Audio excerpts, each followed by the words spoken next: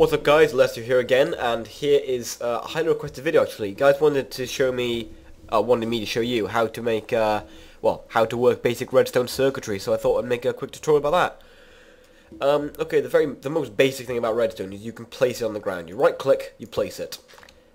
You can place it in any sort of style you want, and I've just shown it can go in any way here. Around corners, into a T-junction, across a 4, anything. You can put them like a massive block of 9 if you wanted to, if you're really weird.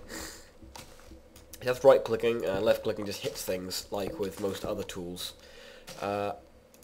If you look, I've placed blocks every 5 spaces. If you put power into a circuit, it'll only go 15 blocks, so it's 5, 10, 15, and as you can see it doesn't go any further. Things that can power that, trust me, I will come back to that later on, but I'm just going to move on in what I feel is a linear fashion. Things that can power the circuits, power them in different ways. Levers have an off position and an on position. They will remain in that position forever unless you change it, so you can change it on and off. So if you need constant power to something for a long period of time, this is your best bet. Switches provide power to something for approximately 1 second. They work through blocks, which I will come back to in a second as well. Or you can probably work them like this as well. Okay. Switches, well, I'm an idiot. Pressure plates, they power something for half a second after something's stood on it, so you can stand them like that. And there's 2 different flavours. You get wood flavour and stone flavour. Very tasty. Nom nom nom nom. As you can see. Also, items can trigger these as well. And when that item disappears, the power goes off. Final thing are redstone torches. They provide constant power, a little bit of light, but not very much.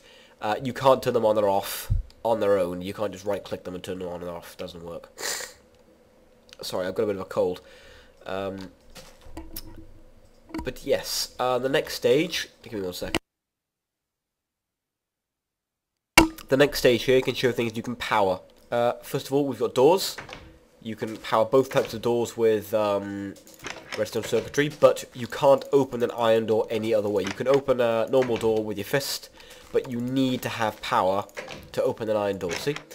Another thing that lots of people don't know, surprisingly, is you can manipulate the way a minecart track goes, which can be very good fun. It can be useful if you get to a stage where you've got 2 different destinations, and you think, okay, well, I want to come... I want to be able to go to either of them, and you can set a pressure plate on the way and chuck an item on it, or flick a lever, or press a button or something to activate it, so that when you can come by on your minecart and then suddenly change direction quite quickly. So yes. Another thing that a lot of you people know, you can activate TNT with redstone power. Ta-da! Boom. Yeah, no, I don't understand how to take damage from that. I'm miles away. And another thing I showed lots of you as well, my water control tutorial, you can activate, well, if I break my way through this first, oops, I obviously forgot to set this up before the tutorial. I'm very sorry about this. But yes, as you've probably seen in one of my other videos, you can activate flowing water or lava with redstone, which is awesome. Now, redstone can also power things through blocks. So, for example, here, we have a redstone torch on the far side of a block. Now, if we flick a switch with redstone leading up to the block, you can turn things off on the far side of it, or on. This is an inversion. If I get some redstone here, I'll show you what I mean. Now, the circuit, well, your power source is off, but the circuit is on at the moment. And then if you flick the circuit on, power goes off. These can also be used to extend distances, but we'll talk about that later on. It also works like this if you have the power input directly before the circuit. Thus. This works with all sorts of things, including blocks of TNT, through things like that. Hey, rocket jump.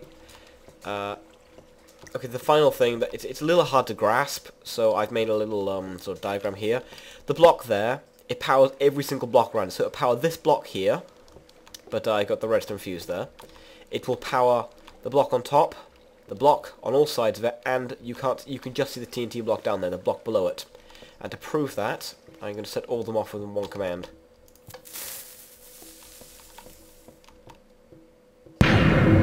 As you can see, there's no more TNT left, even the bottom one's gone. That proves that power can go down through blocks, but you need to have a block touching it. I'm not sure if it works with redstone. I didn't actually test that. It's only just occurred to me, sorry. Next stage. The inverter I showed you just there.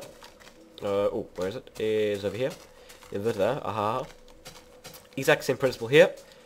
If you flick it off, circuit comes on. Flick it on, circuit comes off. Very, very simple. You set the power coming into a block with redstone torch on the other side of it, and it works like that, yeah. You can also use this to extend circuits. I mean, a circuit might be, oh, we'll say 20 blocks long. If you put an inverter after the 15 block mark, it will reach. And I might explain that in a minute. Next thing, double inverters, or not gates as I like to call them. What they do is, as you can see now, the circuit is off and off here. You flick it on, it's on here. It gets around the awkwardness of, you know, having an inverter in your circuit to boost the distance, and then, oh, no, it's the wrong way around. I need to remember that I need to turn it off to make my door open or something. This just makes it a little bit easier, just whacking in another one of these gates. It's exactly the same construction, with the redstone leading up to it, powering the block, and it powers that. When the current in is on, the current out comes off. So, it basically just changes whatever comes into it. Right, now, there's a bit of a delay with, if you use lots and lots of gates here, like I've done, all exactly the same construction, power coming into them, redstone torch on the side of it. As you can see here, because that is off, this is on, because that's on, this is off, etc, etc, etc. There's a bit of delay on a gate. I think it's something like 0.1 seconds or something like that, or maybe 0.09 seconds, something like that. But when you have lots of them, it really stacks up. So this is where the power comes out. We'll count the delay. There's about 3-second delay, and there's about 20 gates. I can't be able to do any math, and if I wanted to do math, I'd do it a bit more scientifically than this, but it works both ways, on and off. There's a little bit of a delay. Now, this could be accidental, but it could be deliberate to make cool inventions. Like you could flick it on and have loads of power coming off in different places, so a load of doors, I don't know, or a load of TNT goes off, so it goes all the way up. I really don't know. You can do with it what you will. I use this technique to make my sin cannon. The successive layers had more not gates on them, so they primed at different speeds, with the top layer priming the slowest. This is the double inverter, again, exactly the same style as this one here. Power comes into a block, sorry, nothing comes into a block with a thing on the other side, so it's powered, not powered, so you flip the switch, and hey presto, it's now powered on the other side. So it's basically, you can extend your circuit with this in the middle, so you could have 10 blocks that side, and 10 blocks that side, and it would still reach because of this double inverter in the middle. Now, this is another style of double inverter. You might want to use that one if you're short on height. You might want to use this one if you're short on length. That way. So say you need to get this in a tight area. This takes up a space of, what?